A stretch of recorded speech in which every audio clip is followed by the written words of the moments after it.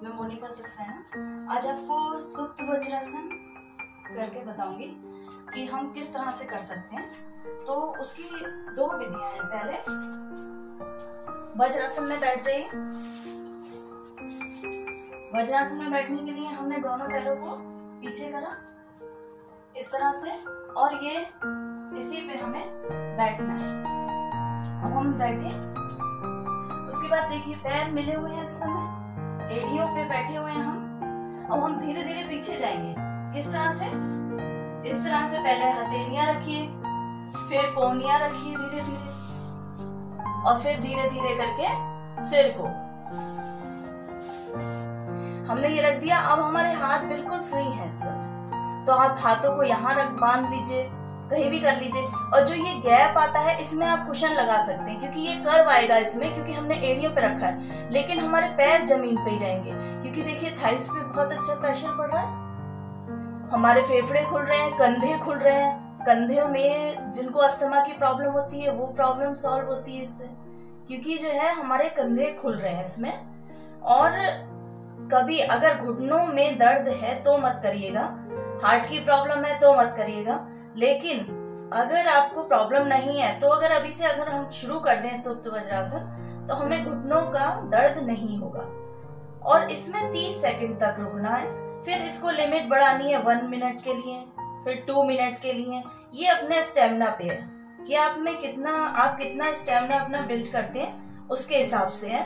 और इसमें रुके रहिए, बहुत जरूरी है हमारे को ये करना, ताकि हमारे घुटनों के दर्द में प्रॉब्लम अभी कभी भी ना आए पूरी जिंदगी में।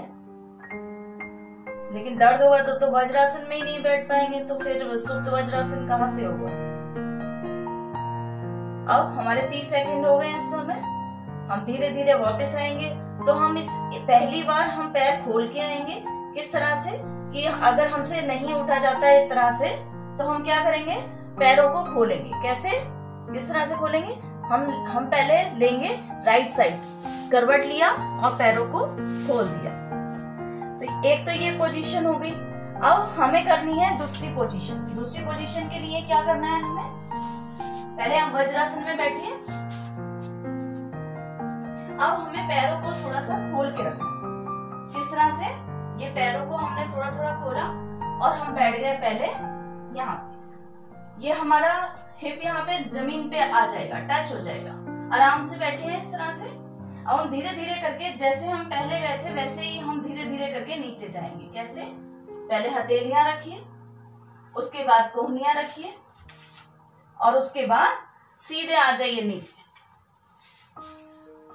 ये आ गए नीचे।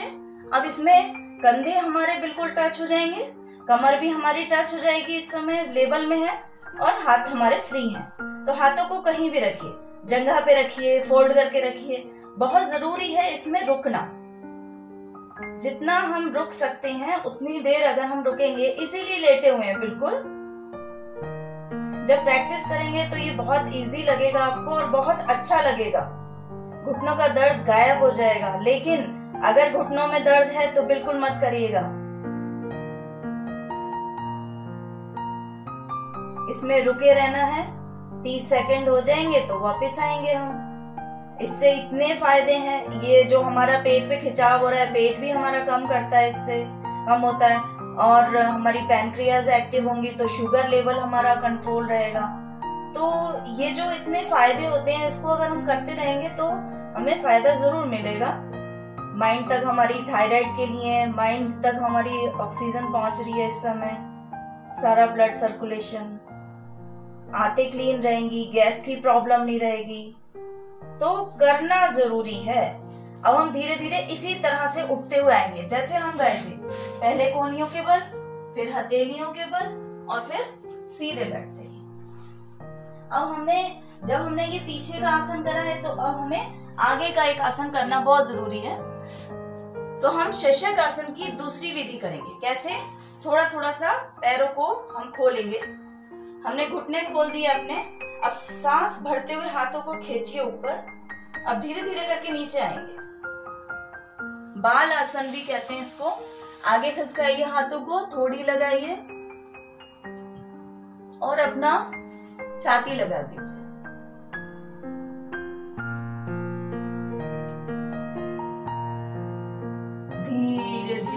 सांस भरते हुए ऊपर खींचिए, रिलैक्स।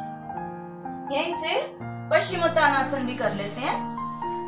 तो हमने पैरों को अपने खोला,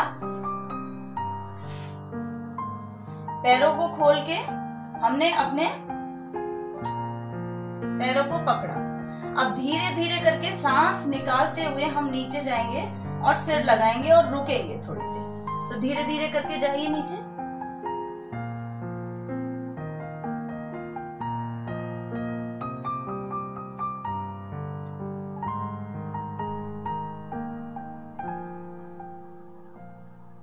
रुकना बहुत जरूरी है।